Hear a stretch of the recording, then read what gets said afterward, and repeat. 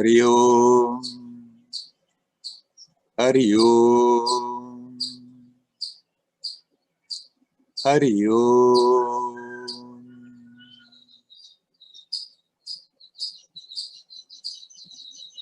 Hello, my friends.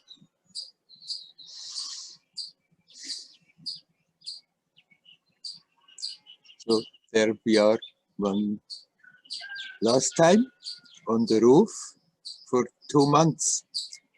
So God will.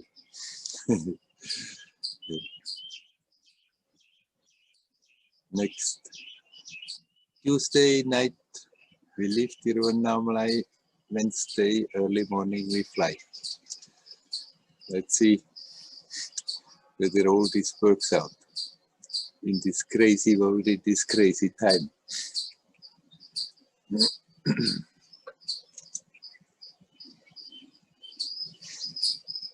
No matter what is happening, we don't have to take all this so serious. We are here to learn, to grow, to get richer with the experience.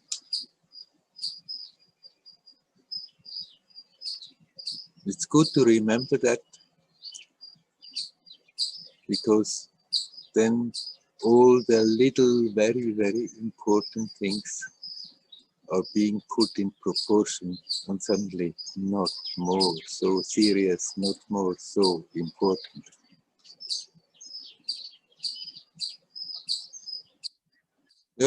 You're all sharing here in this matrix, in this magic show, for some time, and sooner or later everyone gets out of it.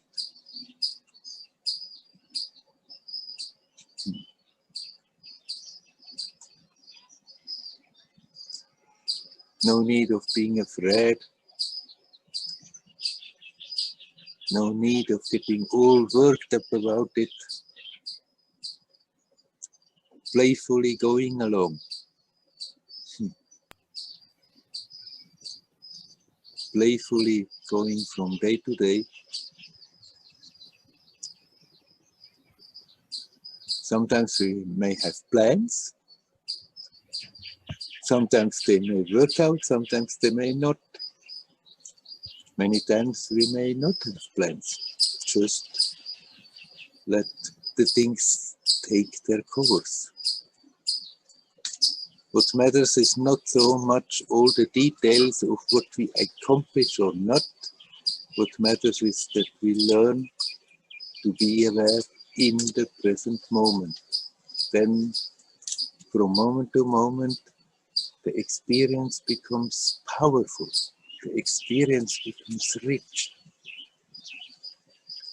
So very different from when we just half asleep go through it, being pushed along by the circumstances, taking everything so serious and looking at this as the reality. It's dream-like, not exactly like the dream in the sleep, but also not that different from it.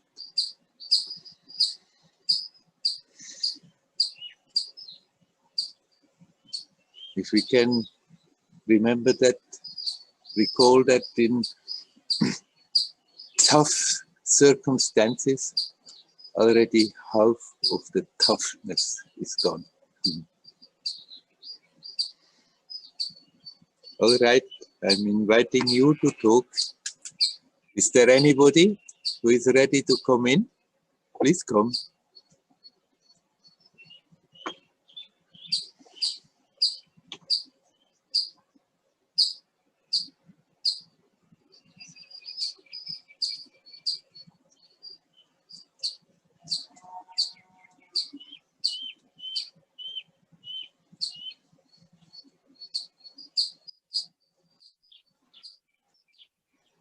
Hi, good morning. Hello, Udi.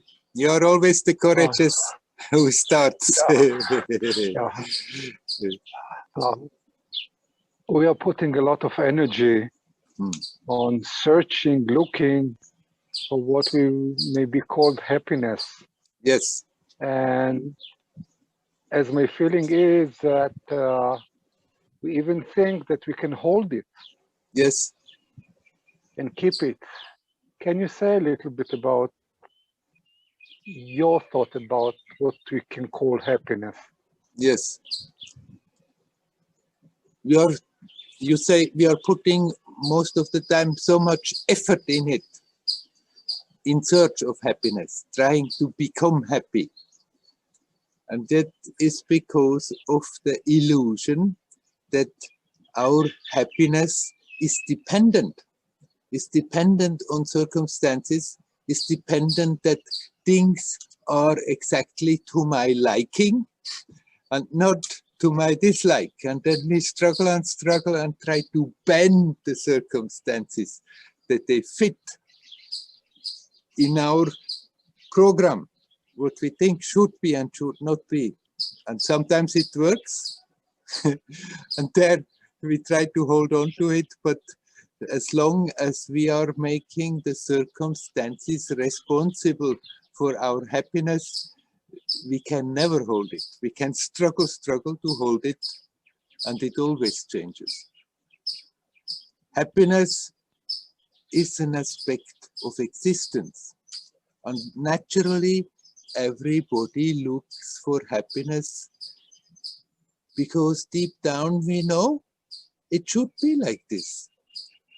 If we don't disturb it, there is simply the joyousness of existence there, uncreated, not dependent on circumstances.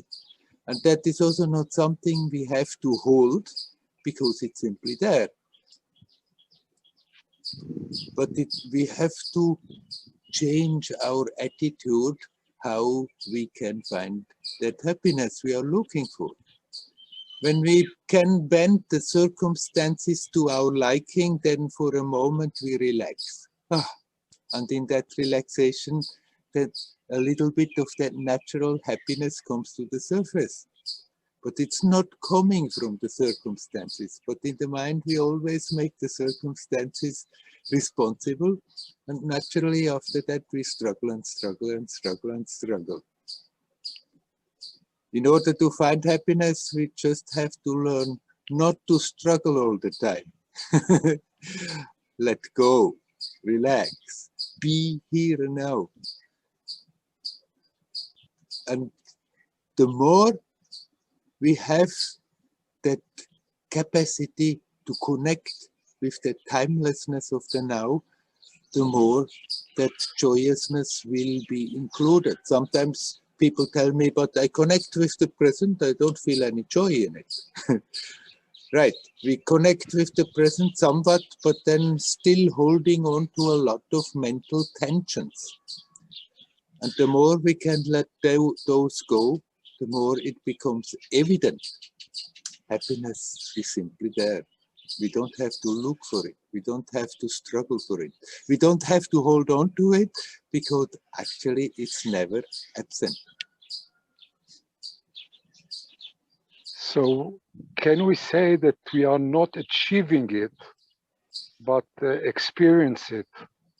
Right. And can we also say that sadness is not the opposite of that?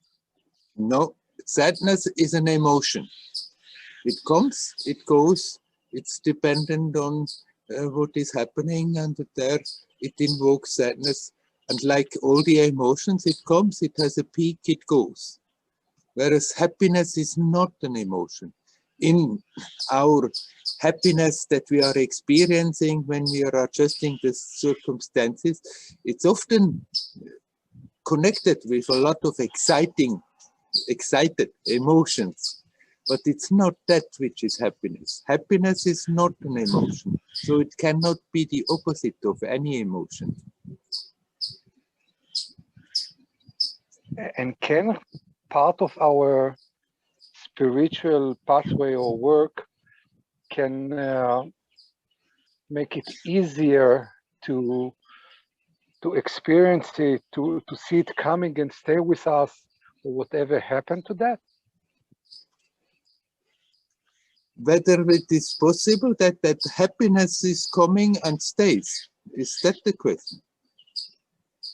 I'm saying that there is anything in our, I will call it spiritual work, that make facilitated the ability to see it coming. It's there. I know that it's there always, but my eyes are not ready. My eyes are not ready to see it always. Oh, yes. In a way, any spiritual effort is conducive for that. What is a spiritual effort? In the beginning, we may have all kinds of ideas what spiritually we have to achieve. And then we hear of wonderful experiences and states and stuff and think that's what we have to achieve. And more one becomes aware it's not that which is really the spiritual work. The spiritual work is again and again, in one way or another, turn the attention back to oneself, turn the attention back to the present experience, observe what we are doing, how we are creating tensions, how we are preventing that naturalness from manifesting, and then learn not to do that. And so, yes, of course, every spiritual effort in that direction helps to make it easier, that natural joyousness of existence to come to the surface. It's not that we have to achieve it, we have to learn not to prevent it all the time. That's the thing. I have this sense. Really, thank you very much, and have a safe journey. Yes, thank you. Thank you very much. I hope I'll see you next Saturday from another place. I will be here. Yeah. Thank you. You're welcome.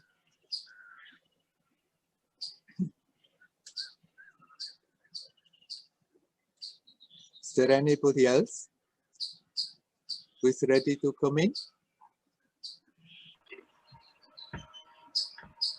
Hello. Werner. Oh, hello. I haven't been here For a while, Leora, right? before, yeah. But I've been watching the recordings all the time. In regards to Udi's question and also to what now is in my head, I'm planning to sit a retreat at home. You're planning what? I have a bit difficulties to understand you. Is it better now? Yes, I think so. Okay. I'm planning to sit a self-retreat at home for maybe 4 weeks or, yeah, not more, let's say. Yeah. And I have a sense or a feeling that I don't want to sit like I used to sit a classical Vipassana retreat, sitting, walking, and mindfulness and investigation. Because I have specific subjects that I want to practice more lively, such as the tendencies for pull and push, and perception, how perception affects my relationship with the object, or what I call reference points around me. Yeah. Yeah, these are the two basic ideas or topics that I would like to try to go beyond, because my question a week ago was, can we go beyond perception? So I wonder if there is a way to actually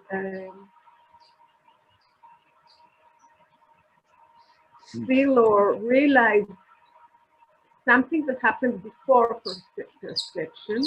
Right. So I'll just try to define my question. So now my question is, or my sharing is that what I'm planning to do is to sit at home, not classically, as I said before, sitting, walking, but do my everyday things at home without the cell phone, of course, without talking to people, of course. Yeah. Move around, to do a little bit of gardening and to move around, and through that I would like to watch in everyday life, so-called, the tendencies, Yes. as I described before. Am I clear? Yes. Okay. Okay. And now you want me to comment on it? To reflect, to comment, to, yeah. Yeah, right. Yeah. I mean, it's perfectly great what you are saying. If one feels like doing very strict, structured meditation as you described it and have done before in Vipassana, like that many hours sitting, that many hours walking, it's fine. But if you don't feel like, after all, these practices, they are designed to help us to be more capable of being in that alertness all the time, no matter what we are doing.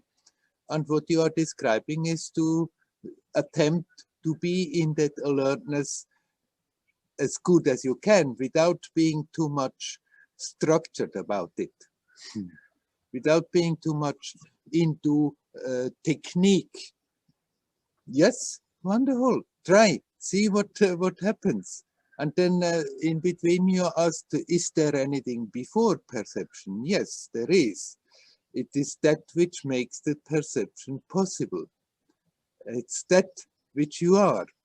And it's the closest we can come is already an expression for it. But the closest we can talk about, the closest we can somehow conceive of in the head is pure consciousness, or pure love, or pure energy.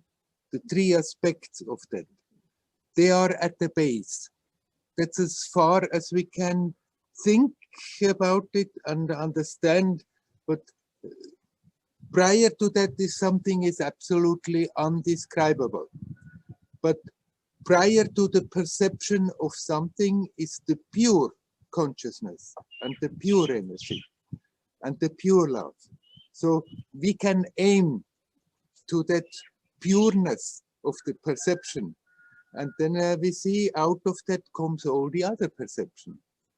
And it's a very good exercise, what you say, doing your daily life and observe as good as you can the perception, and by observing you become aware, it's all, there is that silent ground that is not moving.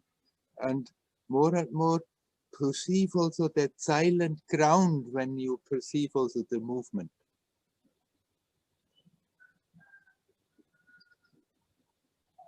You touched my heart, and I'm going to cry now, so I'm very, very grateful. I wish you a very interesting and rich week that you're going to have. No, maybe 4 weeks. 4 weeks, you said. I thought on Not 1 more, week. not more than 4 weeks, but I'm... Yeah, we'll see. Okay. My I'll best wishes with you. Yes, thank you. try and see and observe and relax. Never forget. Relax, Yeah, relax, relax. So it's energy, consciousness, and love. Right. Okay. They are the three aspects of the first expression of that mystery of existence, the ground out of which all comes. We can focus more on consciousness, we can focus more on love, or we can focus more on energy. They always come to the same space. In their purity, they merge, the love and the consciousness and the energy. maybe I would like to share something very sweet. I spent the day with my grandchild. She's a year and a half, and she's very sweet. And she went like that to my face, so I taught her how to do this and to say like good, something like we say in Hebrew, good. So when I left and I came to say goodbye to her, she came to give me a kiss. And then she went to my face like that and she did this movement, you know, and she said the word. Yeah. She said the word. And this I feel, I came home and I was very moved and like I was crying a little bit. And this I felt was very, very significant to me. And now I feel that it connects with the three qualities that you have mentioned. Yes. Because they were all there. Yes. And from the little baby. Right, the babies in there, they naturally still are totally connected, consciously connected with that ground. Then after that, when we grow up and start to think and think and think, unfortunately, we have the tendency to lose that conscious connection. But it need not be so. We can have a functioning intellect, and in spite of that, have that innocent, beautiful connection of the baby with the ground, with the purity of consciousness and love and energy. Very nice. Thank you, Werner. Thank you. You're welcome. Wish you well. Hari Om, Hari Om. Hari Om, Hari Om. Hari Om.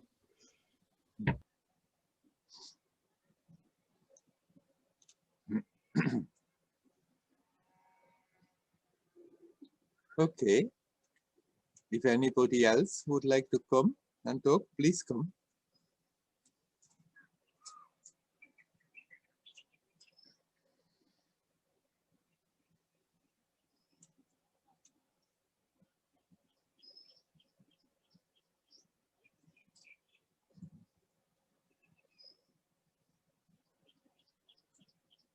What I just said is something that we are often forgetting. Actually, we all had that innocence. When we came to this world, that connection, that conscious connection with the first expression of life, with pure consciousness and pure love and pure energy, was simply there. It is still now simply there. But the baby is immersed in that, doesn't think there's anything special about it. It's simply natural.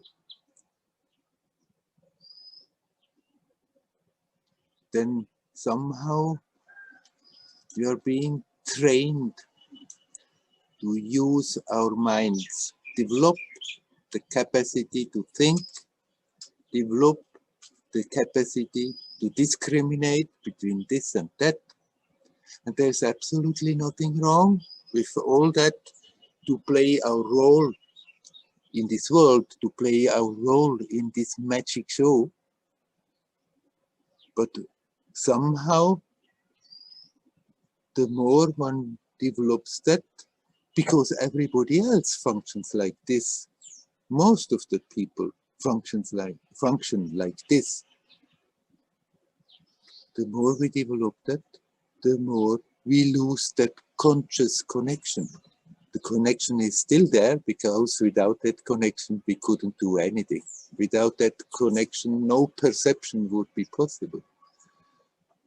But by focusing more and more, being logical, being a person, being a responsible person, being a useful person, being a person who is achieving something and gets some standing in the world, by focusing on all that, it's like that conscious connection is getting overshadowed more and more until it's nearly completely disappearing.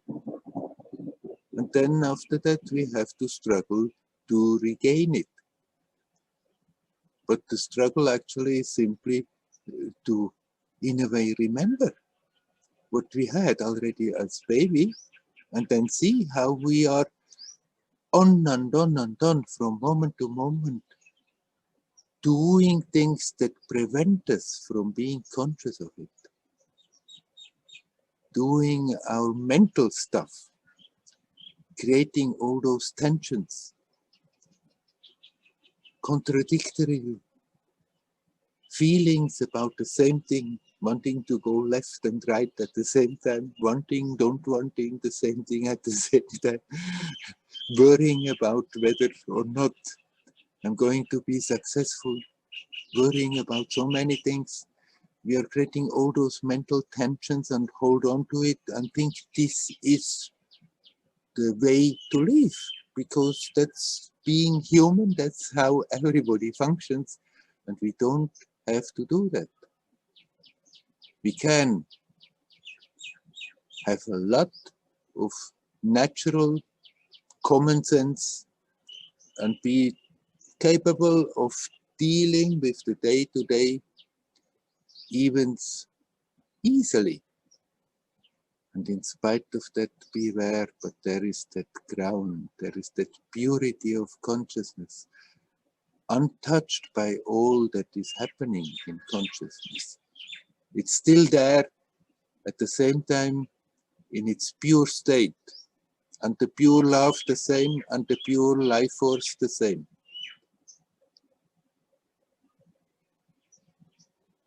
It's not either you are capable of connecting consciously with that, or you are capable of dealing as a rational human being with the day-to-day events. Somehow that idea has been a bit stuck, because while developing that rational way of existing, it's somehow pushed more and more to the side. And then the idea fixes it in the mind that it's either this or that. They seem not to be able to be together, but they totally are.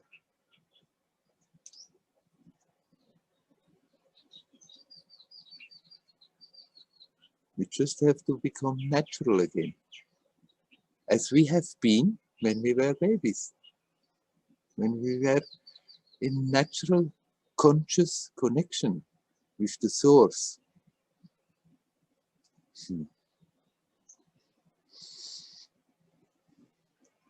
Okay, is there anybody else who would like to come?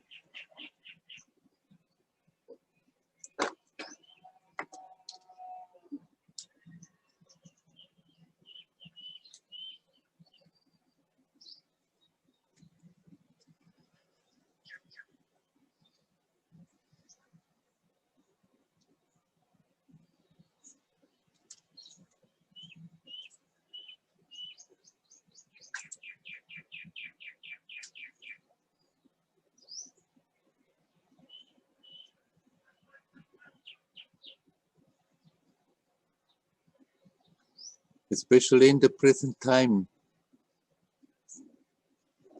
In some places, there is a bit the feeling of relaxation.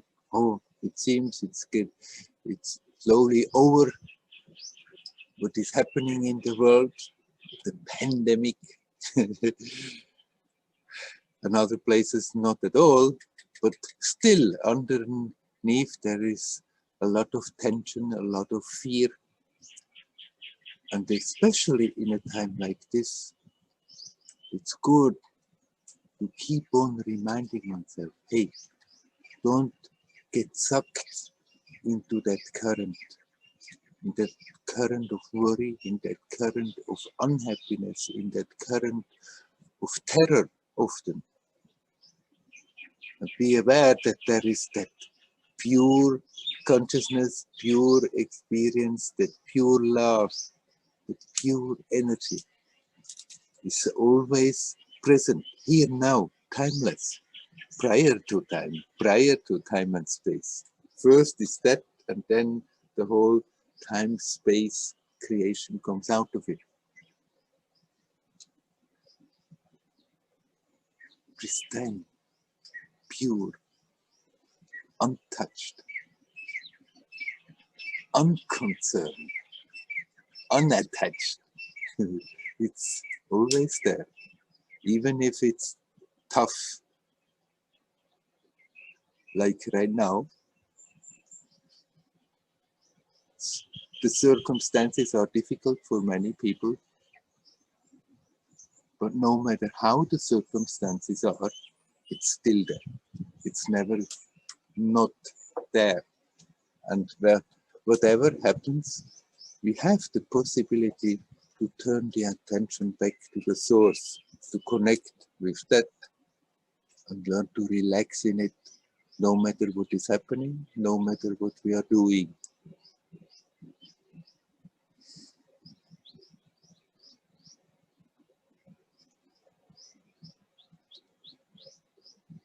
I don't want to give lectures only.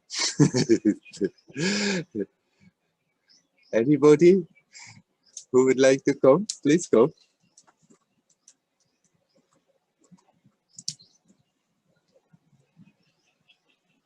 "35 people here. Nobody wants to talk."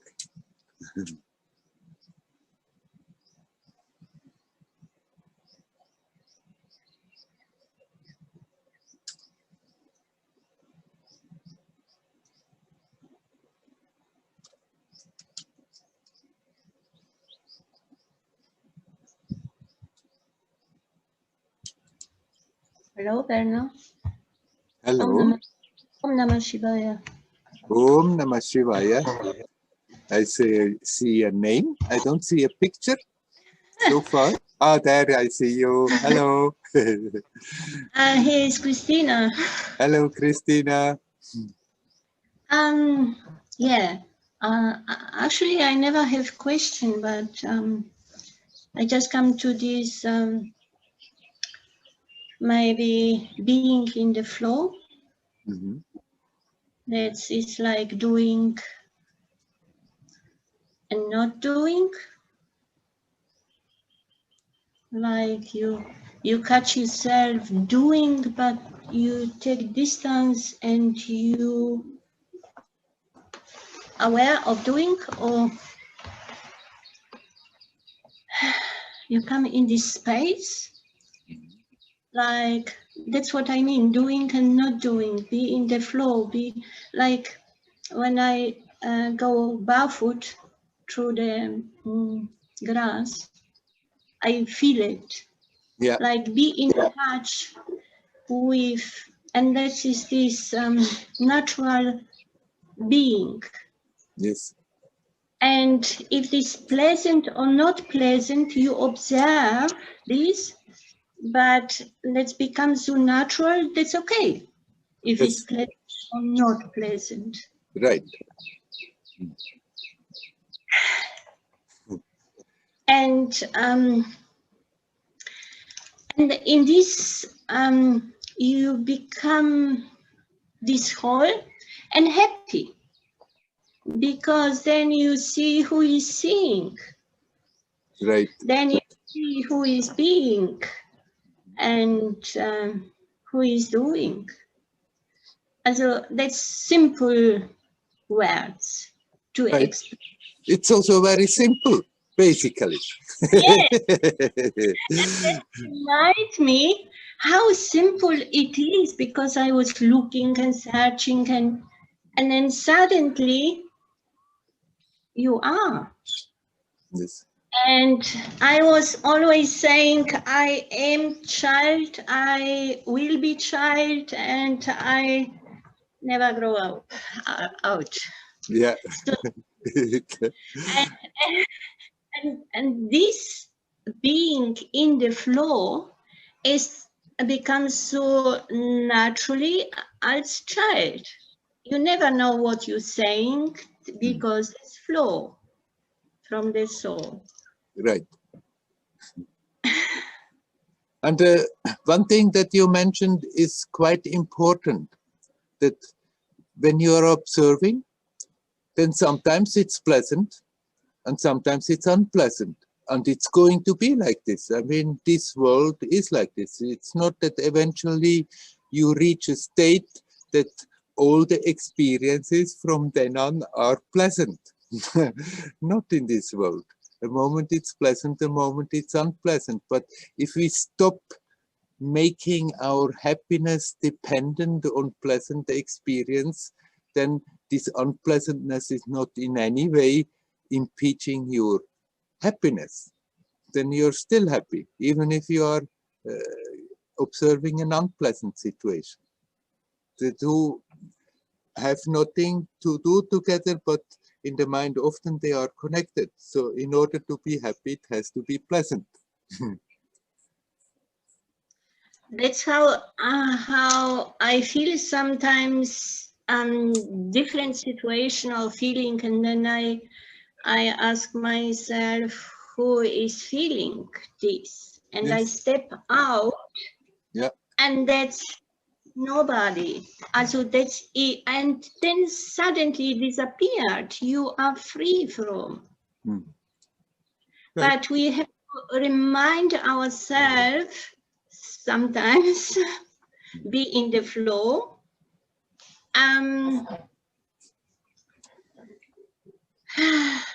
Yeah, to breathe. To breathe, yes. Anyhow, both you can combine the two, or you can focus more on one or the other. But the question is very, very helpful. That when you find yourself immersed, but who is experiencing already? It's like stepping out of the being a victim in the situation, but rather just observing the situation as it happens, and becoming aware that no matter what's happening, something of you is not affected by it.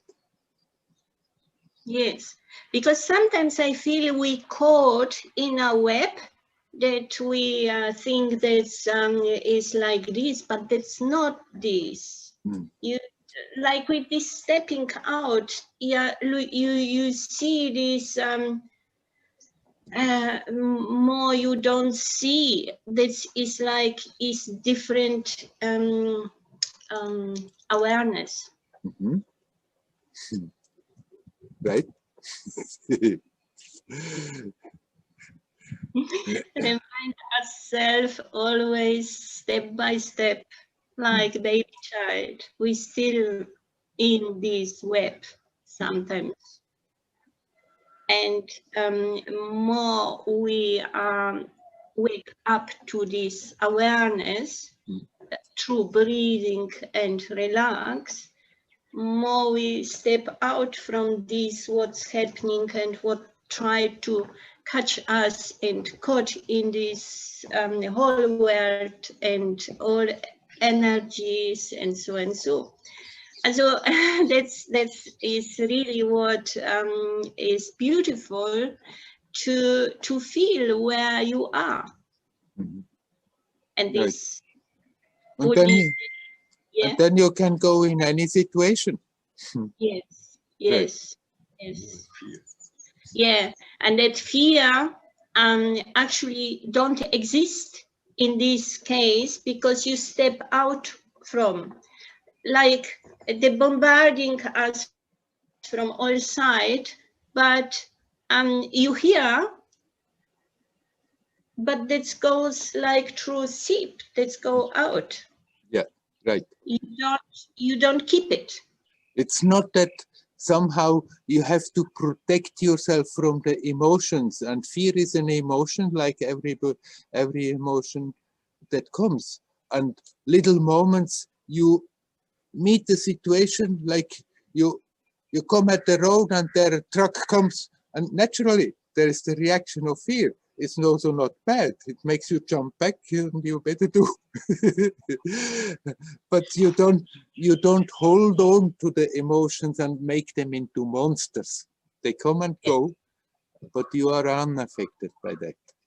Yes, but you know, when the fear comes, or situation, or something that you know, this shock comes, that's also in my situation is I'm freezed.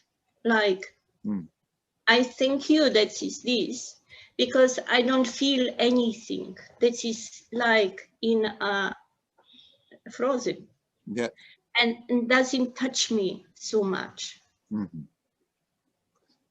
You mean you are frozen, also physically frozen? You cannot. You cannot. I don't know. I cannot explain, but in meditation, sometimes happen that for hours I can sit and not move. Yeah. Existing, and then I'm calling this as frozen. Because you exist, you feel, but you don't move. You don't even move the finger. Yeah. So, yeah, but I mean, the emotion are frozen when situation comes like, you know, afraid or something happen, doesn't touch. Yeah. And even if those emotions come, they go. If we don't hold on to them, they don't leave a trace. Yes. It's simply when we hook into them and turn them around and round and round and think what could happen, and it's getting bigger and bigger, and there it's getting so heavy. But otherwise, nothing wrong with emotions. They come, they go. It's part of the human experience. Yes. As we are happy to be free and not put more into it. Right. And be aware of anything that comes, and that's okay. But letting go is another thing to learn, or you know, to be in this flow. Because when you hold on to something, you can be in flow, like water. Right. Yeah. Always so lovely to talk to you, and I'm very happy to come to Switzerland. Oh yeah. we come we come from a holiday with caravan from Holland, 3 weeks. It was a beautiful time. Maybe we're heading Austria. We see, but I will look forward to see you next in Satsang from Switzerland. Yeah, maybe we run into each other. Yes. Are you going to travel a little bit? I don't know exactly what is going to happen. What first there will be the quarantine. Yes. And then if I'm doing any satsangs there, then I will post it before on Facebook or tell it also here on Satsang. But I'm afraid about something, that when I'm doing satsangs there, they will be in Swiss German. Swiss German. No worries. I think I think I will be understanding only too, and yeah, whatever. No, we will be in flow. And also, I like this energy. When I see it, I straight away come like, yeah. Like a baby. Oh, Om Namah Shivaya. Om Namah Shivaya. Hari Om. Wish you well. Sending you love, lots of love on your journey to Switzerland. Thank you. Thank you. And Thank you have you. a good time on your Thank travel. you. Thank you. Hari Om. Hari Om.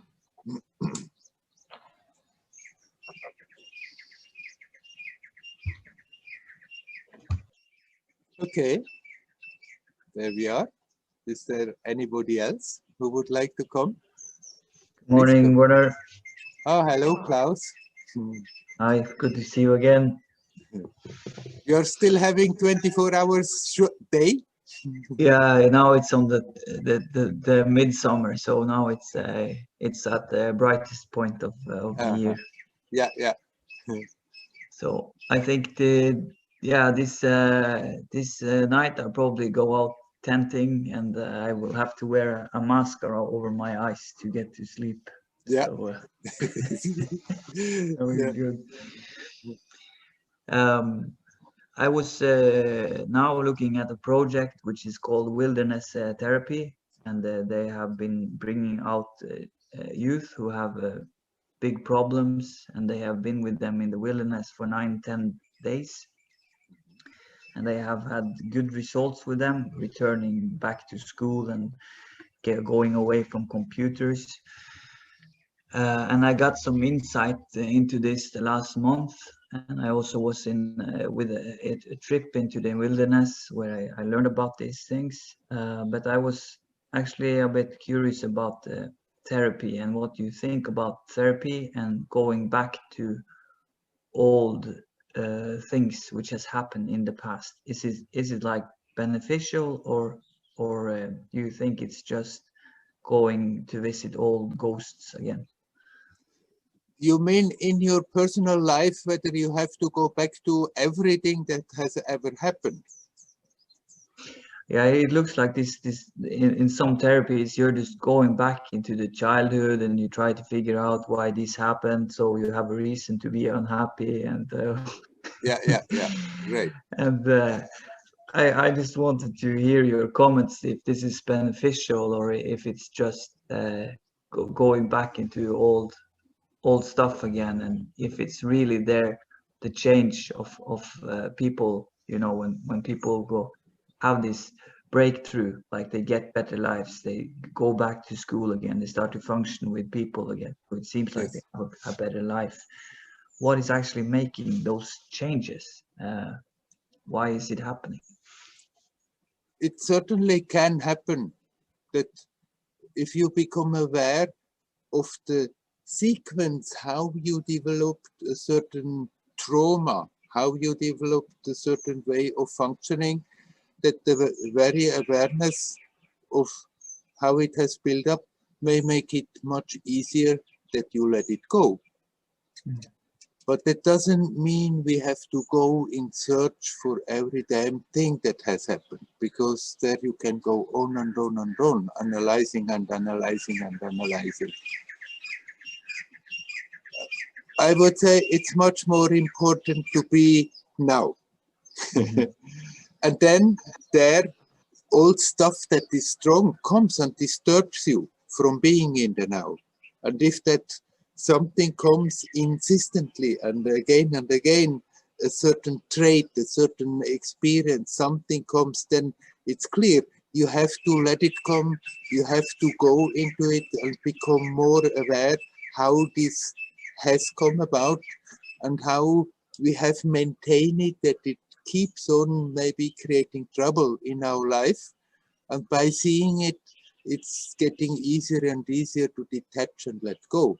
But if we can let go things when they come and disturb us from being consciously in the present, and you are capable, something comes up, but you are capable of letting it go, then by all means let it go without the need of going into it and analyzing and necessarily remembering everything. Letting go is very different from what people do in their mind. If stuff comes they don't want to think about or confront, they're not letting it go. They simply suppress it again in the subconscious, and it's fully alive there and working, nagging until it has a chance to come to the surface. Letting go is seeing the problem, seeing a disturbance, seeing a tension, but at the same time being capable of being in the present, and then in that present you relax. And if that issue simply evaporates, that's all we have to do. We don't have to go deeper into it. But sometimes our issues, they are so charged with energy that we have built so much upon them without being aware of, and so much life force has been fed into it that it's very difficult to just see it and let it evaporate, and there it's perfectly justified to confront it, to go into it, to analyze it, but even then, try not to get lost in it.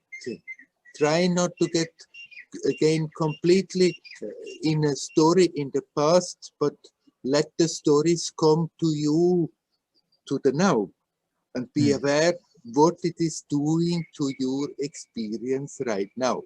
And there we can relax and relax and let go and let go. And so it's emptying that energy that we have pumped into it. And I can imagine that when you go with people into nature, into the wilderness, that it's such a totally different experience from what they usually live, that somehow that helps them to open up to aspects of themselves which they usually suppress, that things can come up because of that. Yeah, it's that program is there is also this canoe paddling to also get them to feel like they master physical things again, and to make fire, and also there is therapy every morning and every evening where we're sitting around the bonfire and people are just sharing what they have experienced during the day and what comes up in them. So I think that there is a lot of good forces working at the same time. Yeah, it's quite exciting to see how it's working. There's nothing that is made for everybody. You cannot think this is now a good therapy, so everybody should do that. But if somebody feels I need to somehow do something to get more to clarity about myself, to get deeper into my subconscious and feels attracted to such a thing, then it's certainly helpful to do so. But if you would go after people and say, you're not good, you're not well, you need to do that therapy, you need to go, then it's not going to work. No. No, it's strange. It just has to, in a way, come naturally. That yeah, it's like that the doer comes in there, where you think you have to play a role and you have to fix these things to get them going. Maybe like a search for a bigger purpose in life. That okay, finally I'm gonna do something meaningful and something good with this life. So that probably comes in and hijacks a bit of the flow. Well, you can, of course, you can always present the possibilities, but then there has to be some resonance in the one whom you're presenting the thing, that there is a chance that it really brings something. Yeah, definitely. Yeah, normally there are parents who are contacting this service because they have lost faith in the health departments and that people can help their children back to a normal, healthy lifestyle. So it's people who are quite in need who contact that service. So it's like this youth, they are maybe not aware that what they are doing is harmful for themselves, but their parents are seeing it and they are like, they don't have a clue what to do about it. So they send them into the wilderness for last hope in some cases. And then many of them may come reluctantly. Yeah, well, that's true. That's of course another situation, and you have to deal with the situation as good as you can to learn that they can learn, that you don't want anything bad for them, but basically there are more good intentions. But if everything that you are doing out there in the wilderness just pisses them off. I don't think that that therapy will be very helpful for them. Yeah, it's a bit of a joke though, but they say that they promise to make some changes so they don't have to go into the wilderness again. Yeah. As a threat, Yeah. keep them for 10 days in the wilderness, and after that you have a good threat. If you don't behave, back to the wilderness. Yeah. Okay. Thank you, Werner. Anyhow, it's with therapies, with something that helps. It has to come from the one that wants to be helped. And of course, with children that are being forced by the parents, then if you do it, then somehow, in spite of their reluctant coming, you can develop as good as you can a contact with them. But yeah. Parents should send the children for such a thing only if there is some agreement from the part of the children. Otherwise, it's a hard time for those who give the course and those who take it. Yeah, maybe it can be a different form also in the future, that it can be incorporated in some already existing system, because they have, like, these youth are like too close to just gaming, and they are not going to school, and some of them have social anxiety.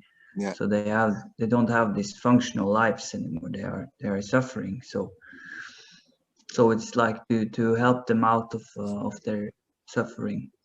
Yeah, well, it can help if there is an openness. There may be also a little openness and a lot of reluctance, but still enough that they are ready to make the first step and then find out, actually, I could exist without hanging always on the internet and playing games. Yeah. But maybe that's the new normal in 30 years. Maybe it turns again away from that. Yeah, maybe. Yeah, right. Yeah. Okay, well. Okay, shall we leave it at that? Yeah, we can. You're welcome. Hari Om. Hari Om.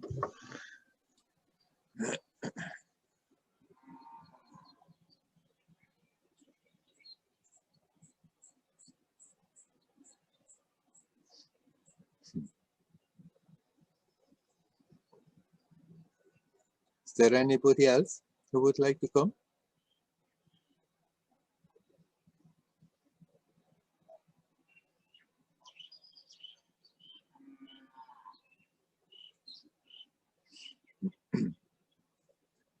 But we just talked about, of course, that's always like this. If somebody starts to practice some meditation, some spiritual practices, if it comes from the heart, if there is a resonance and the feeling is there, it can help me, then it can help. If somehow we are persuading people, oh, you're not well, you should do this, you should do that, it will help you so much. And even if they go along, if there is not at least some openness there, then it's just another experience, another thing to go through, another thing to endure, but it won't do much. It's not that the things in themselves can change a person, can help to unload tensions and traumas.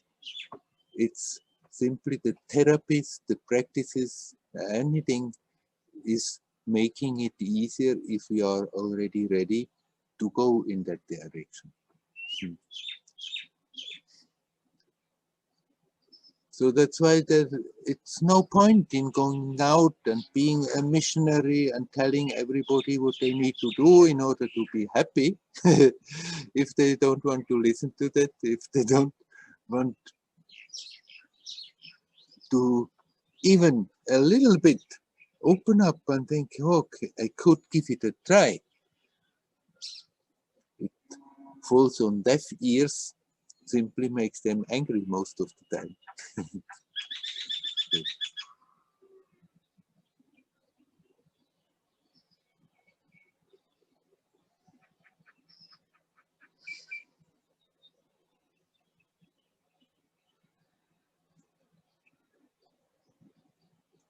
Okay. Anybody else who would like to come?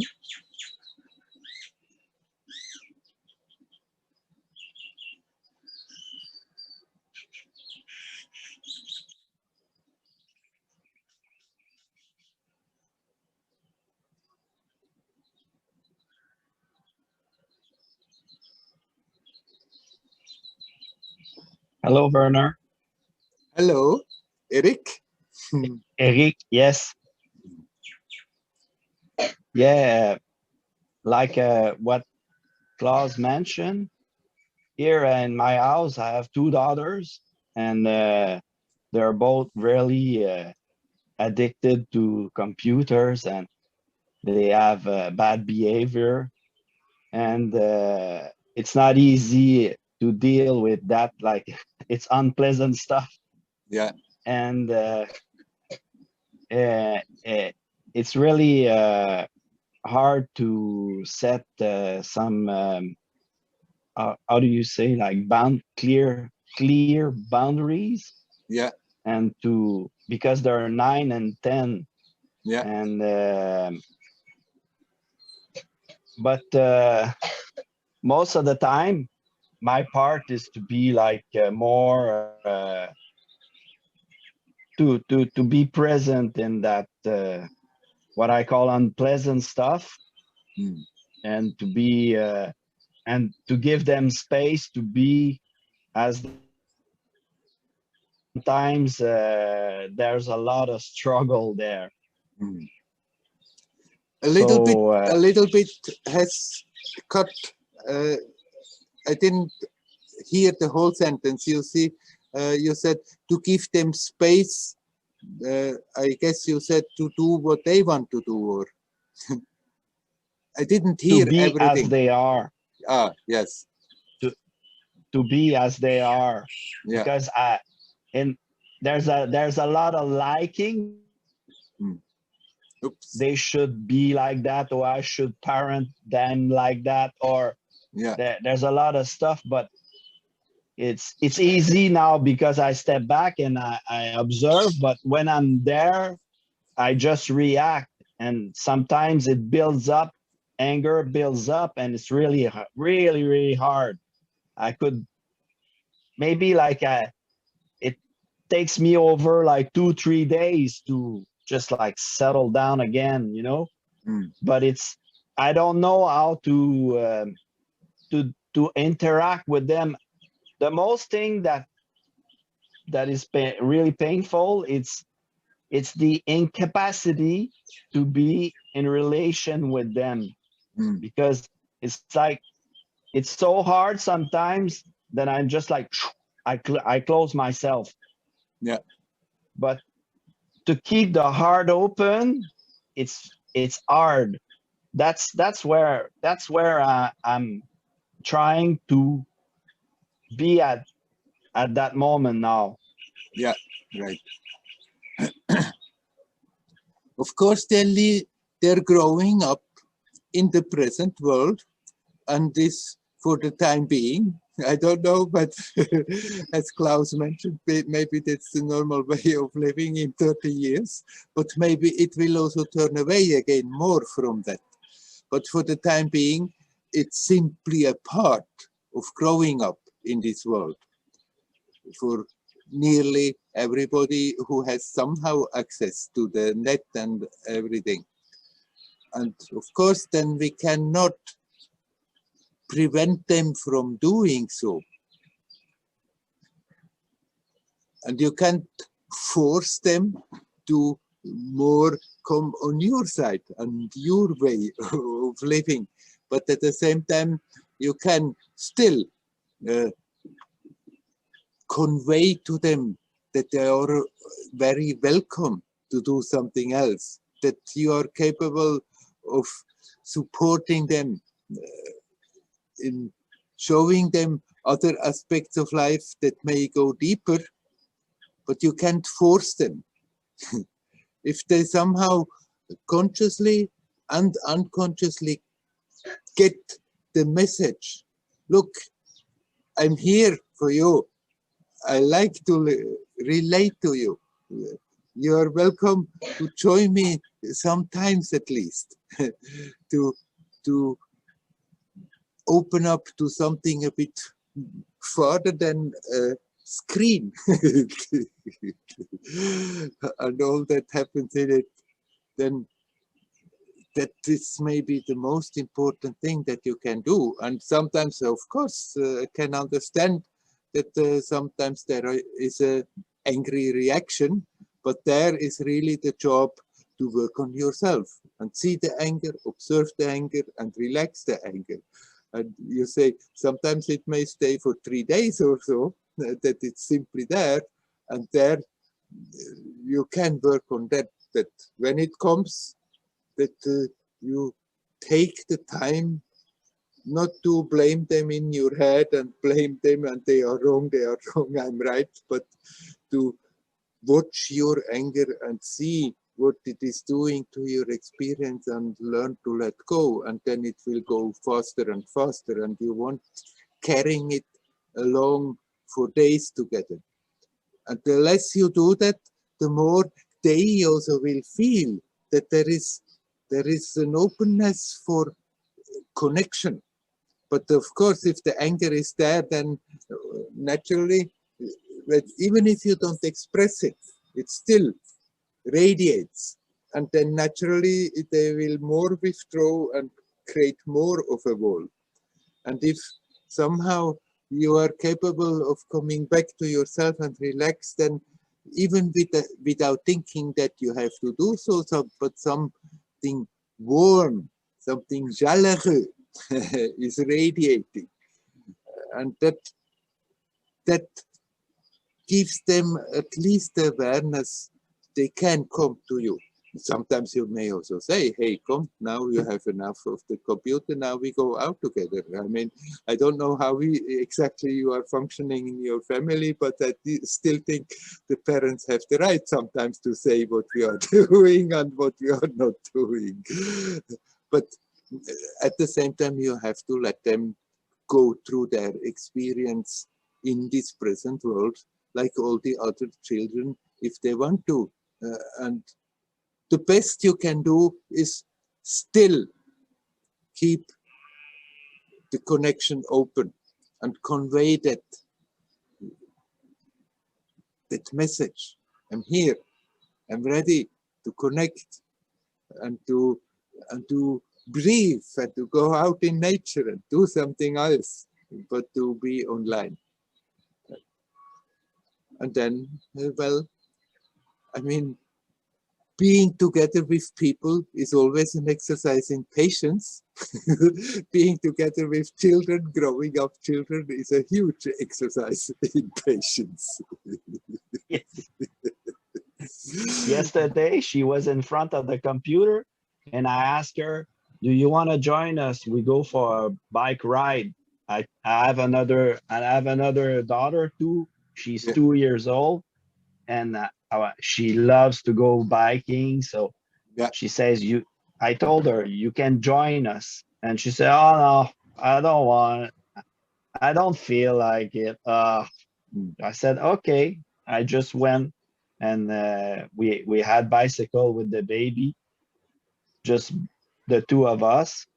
But yeah, most of the time I'm telling myself, hey, Eric, it's all one consciousness, you know, this all that appears, it's all one, you know.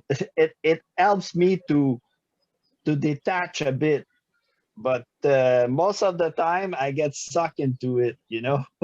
Yeah, right. This magic show is these tendencies to look outward and to expect happiness from outside is really strong. Even if I know intellectually and conceptually that this is not the case, then I need to relax and abide and surrender. It's wow. Sometimes the rabbits pop up on the hole. Yeah, yeah. That's Maya. That's the power of Maya. To completely overtake our mind again and make it seem so real and so important and whatever what is happening. And we are out of habit, just falling in the trap again and again. But at least you see, you fall in the trap. Sooner or later you see it. And then there you can say, okay, now I let go. And so the habit of completely running into it and running along with it is gradually getting less, not stronger and stronger. The trick is to not giving them attention on these vasanas, on these tendencies. And it's really hard. But if I keep 1 second or two, it's good. Yeah. It's okay. It does the trick, you know? Yeah. Because the 2 second will come at 3, 4, 5 seconds and it would expand. Yeah, right. With practice. With practice. Practice helps a lot.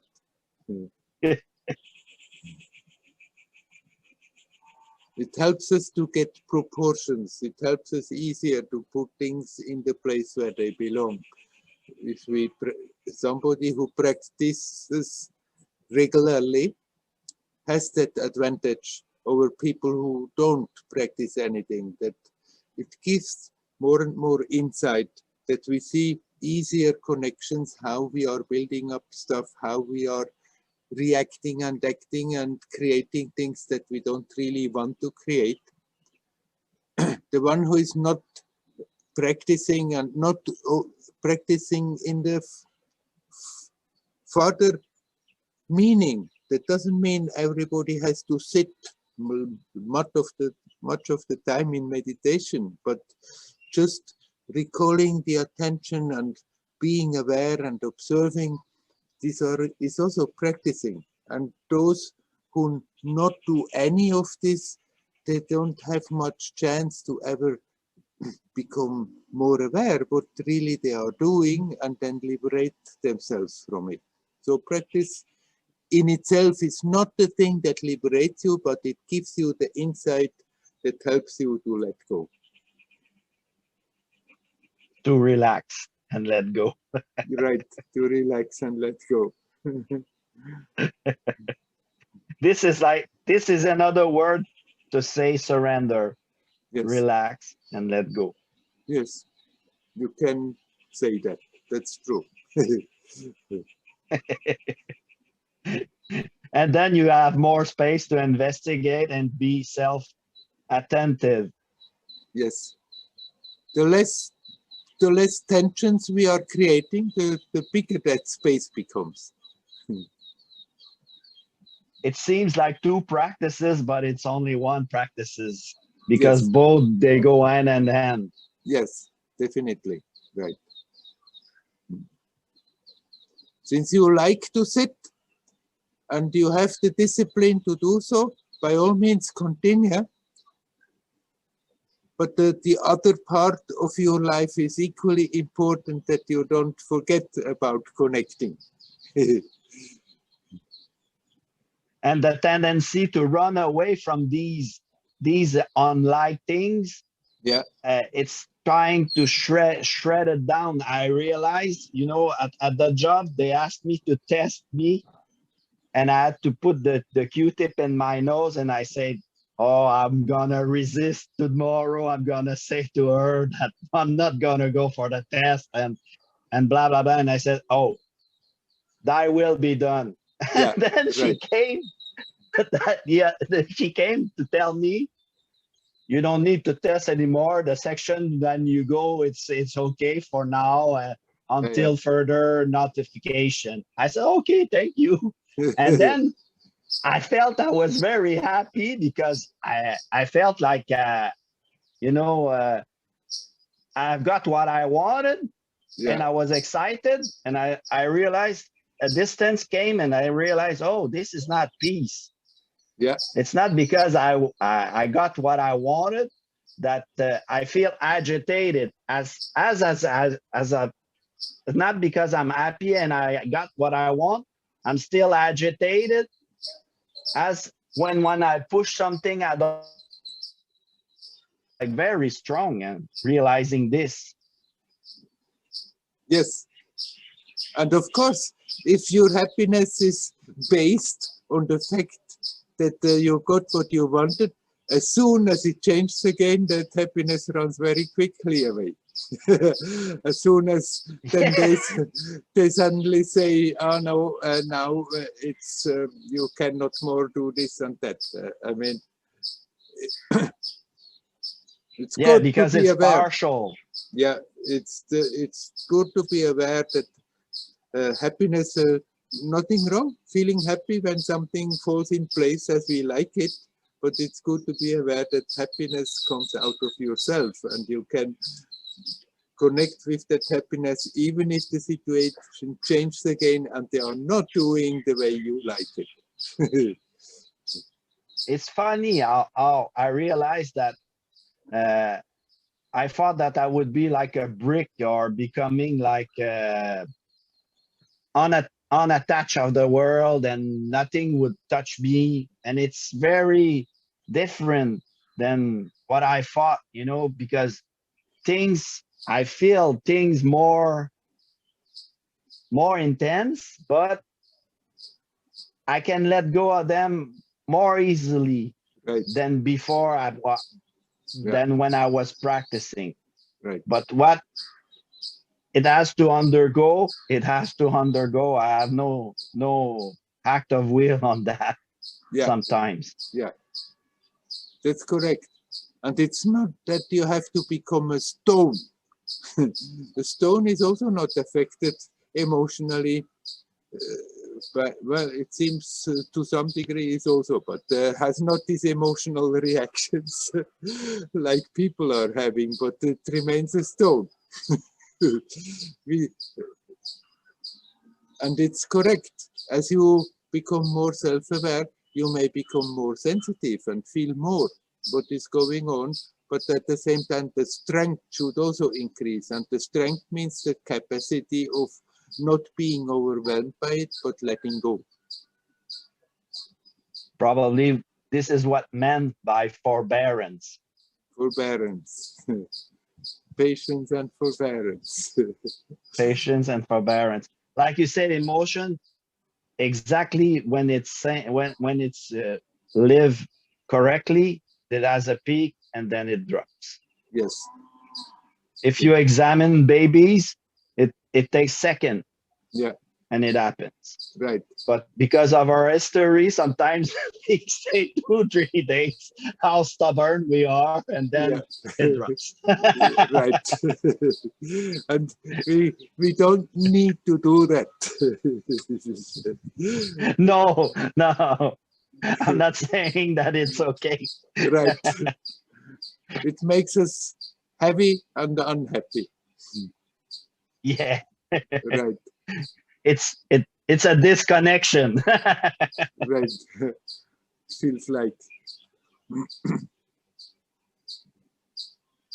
Anyhow, you don't burden your daughters by worrying because you don't help them anything. You be as at ease, at peace, as happy as you can in yourself, and radiate that and convey the message. They are ready, they are welcome to join you as good as they can, as good as you can, but then you still have to let them live their life in this world as they are bound to do.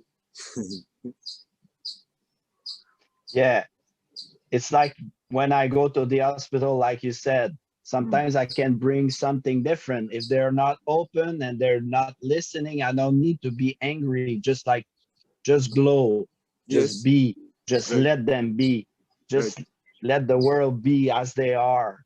Yeah, right. Thank you. That helps a lot. Good. Shall we leave it at that? Yes. I wish you a good journey back to Switzerland, and a lot of joy. Let's see what is waiting there. It will unfold by itself.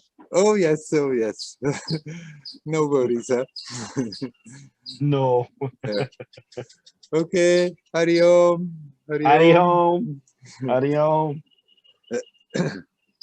We still have some more time. If anybody wants to come in. Hello, Werner. Oh, hello. Haven't seen you for a while, Victor. I've been listening, Werner. Yeah. I knew that this was going to be the last time that you were going to be in Tiruvannamalai for a while at least. So, look, the first thing I wanted to share was I wanted to say thank you to you, because through listening to you, it's helped me to demystify so much. Yeah. When I started the yoga journey, you know, reading all the books and moksha, liberation, Ramana, went to Tiruvannamalai, you know, and it's just helped to demystify the whole thing, to bring it down to a beautiful lower denominator, the simplicity. And through that process, and I've been practicing a lot. But one night, not long ago, probably a month ago, I had a really strong experience. It wasn't intellectual, it was just a feeling inside. And it was, I had this feeling that absolutely everything that I see and I experience is almost like it's a figment of my imagination. It felt like that. And it wasn't an intellectual thing, it was just a feeling. Yeah. And it was happening in my mind that, you know, the only thing I know is what I've read in books, what I've been taught. Yeah. You know, about Ramana or about whatever. I never met the man. I never met Jesus. I don't know. I really, really don't know. And the feeling, it was so strong because it was like deep down I realized I don't know a damn thing. Except what I've seen, except what I've translated, based on all my experiences in life. And I had such a strong feeling, you know, this whole thing about Maya, I think, you know, even Maya is a figment of my imagination, only from the level that I understand it. And I felt like this thing completely washed away from me. Yeah. Like this urgency to need to know and understand. It's like I thought to myself, I don't need to understand anything. And how this helped me, and through listening to you, just breathe and relax the legs. Oh, that is nectar. because I can feel that, you see. Yeah. And it's not a figment of my imagination, because I feel it inside and I feel my whole body relaxing. And with all this COVID thing, and at work, have been happening, and these unfair behaviors, and you were talking about, you know, when you're surrounded, there's this negative energy. I can feel this negative energy, and I found myself getting stressed. And then I thought to myself, you know what, I'll take ownership of my stress. The situation is not making me stress, it's my figment of my imagination that's making me stressed. Yes. And all of a sudden I relaxed, and I relaxed my legs. And so what I wanted to share with you was this experience, and particularly that experience that I had about, it's almost like a kind of realization that I don't know anything, and do I really need to know anything? Just sort of almost freed me. And I just wanted to share with you, because the way that you've demystified so much for me and brought it out to that level of just being in that moment now and just relaxing into that moment, everything just washes away. And I've never really felt it like that before, because it was no longer an... I want to share that with you, and I don't know how far off the mark I am, but it felt really strong for me. So I just wondered if I'm making any sense to you, or whether all of this is still a figment of my imagination. Yeah, you make That's sense. all. You make sense. Yeah. There is nothing wrong with knowledge. And if we are interested in a subject and go for more knowledge, fine. Yeah. But it's not something that we have to accumulate. And then when we go on that inner path and want to know more about ourselves, we also go about it and think I should know more and more and more, and then that liberates, but it does not. No. No. And then the tendency is trying, and it's become more and more mystic instead of simple and natural. That's right. And when at a certain time I suddenly felt a conscious contact with a cosmic intelligence, and then in the first period I would ask 100 million questions that have been accumulating over the years. And certain things were revealed and certain things were not revealed. I didn't have any control over it. But then this slowed down and it became totally unnecessary, because what matters was that communion, not the communication, that awareness of the present, of the connection with the divinity. And there it became also clear, whatever little knowledge we need to function, it simply will be there at that moment. We don't have to accumulate knowledge and ideas about this and that. Whatever little knowledge we need to function sanely, it's simply there. Yeah. So we can very much relax about that.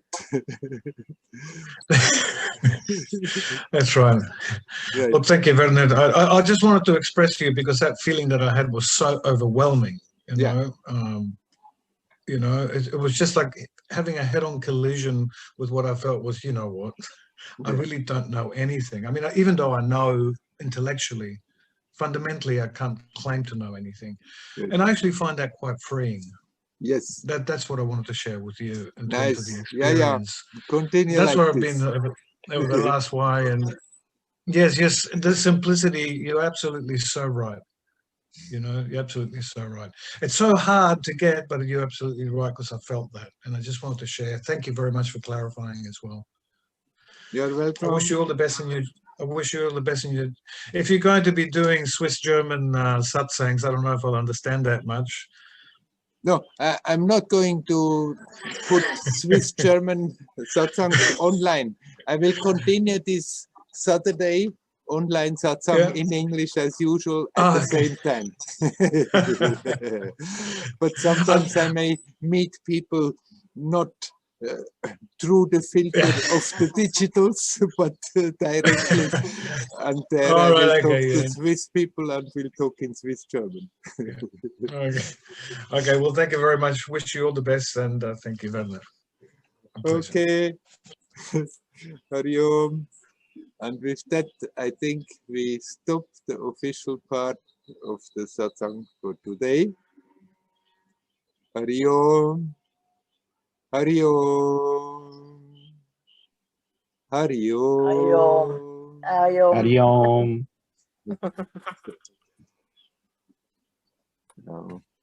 Okay. Anybody who would likes to come in, we can all come in if the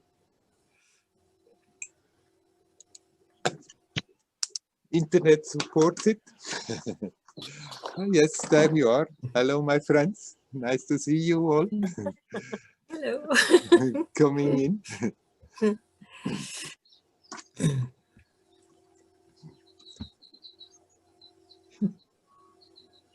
Sure. Sure. When you said you will bring a bunch of people from your what do you call that? Festival. Meeting center. Oh, you were at the festival. Well, we organize a festival here at the retreat center. Yeah. But the invitation was there, but someone came at the beginning, but it was just me. Otherwise, people were busy doing other things. Right. Have better things to do than listening to a great retreat. I guess there's yeah. So it is. Yeah. Can understand them.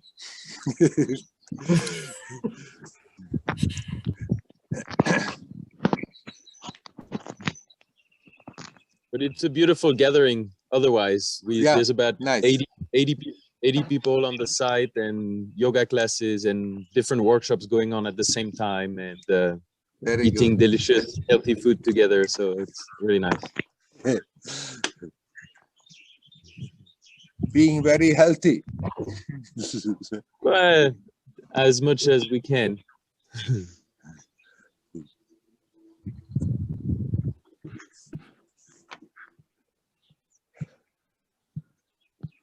Hello, Cynthia. How are you doing? Oh, hi.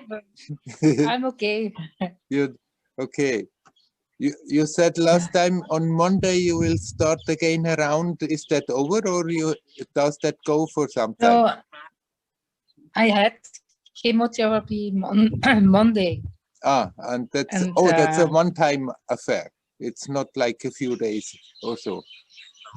No, it's 1 day, 3 weeks recovery, and then 12th July is my last one. Yes. Very good. Last forever, huh? Yeah, sure, forever. But it's a special, it's also a special time. It's like taking what comes anyway, and it gives me also a lot of inner beautiful moments. So. Yes, having to face severe illness, if we use it properly, it can help very much to go deeper into one's own resources, deeper in one's own self. So I'm also very grateful for that. Yeah, good. You do good. You do it in a very good way. It will pass, huh? Yes. Say, give my love to Sudha and to you. Yes, I will do so. Bye. Bye-bye. Bye-bye.